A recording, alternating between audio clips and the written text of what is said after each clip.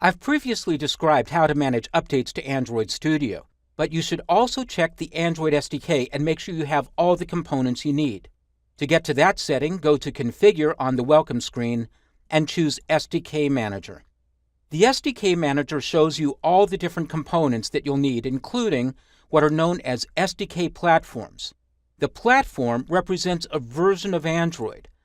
Typically, you'll need the most recent version. Each version of Android has what's known as an API level. API level 24 always means Android 7.0, Nougat. API level 23 is Android 6.0, Marshmallow. 22 is 5.1, 21 is 5.0, and so on. It's a good idea to target and compile against the most recent version of the Android operating system, and that's why you get API level 24 right now as the default. But if you need to compile against other versions, you can check those options now. So for example, if for just testing purposes, I also want to be able to compile against Android 6.0, I would select it. This listing by default only shows the top-level selections. To see all of the platform components, check the Show Package Details option, and you'll see everything that's included. Now, for example, if I want to include the Google APIs in Android 7, I would select that.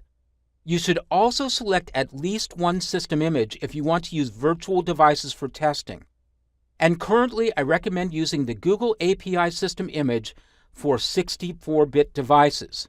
That's labeled Atom_64. I typically don't use the ARM-based system images because they're just a lot slower.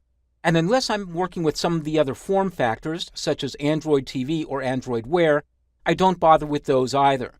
So minimally, I choose the Google APIs, and I choose the appropriate system images, and then if I need to compile against older versions of Android, I'll choose those as well. For now, I'm going to deselect them. I won't be using those. Next, go to the SDK tools. The Android SDK build tools are a critical component. They're used as you build and package your application. Just as with the SDK platforms, you want to look at the package details and see what you have installed. You'll see both current and obsolete versions of the build tools. And by default, you'll have the most recent build tools installed. Now, this is important if you're working with older applications. If you're inheriting an existing application, it will most likely have been built with an old version of the build tools.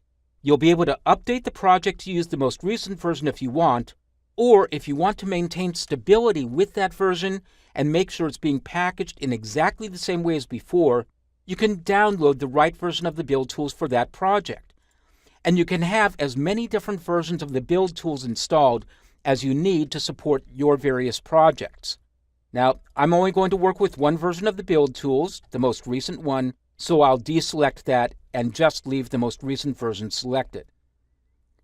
Also in this section, you'll see other components that are important. The platform tools should always be updated to the most recent version, which as of this recording is 24.0.4, and the same thing is true of the SDK tools.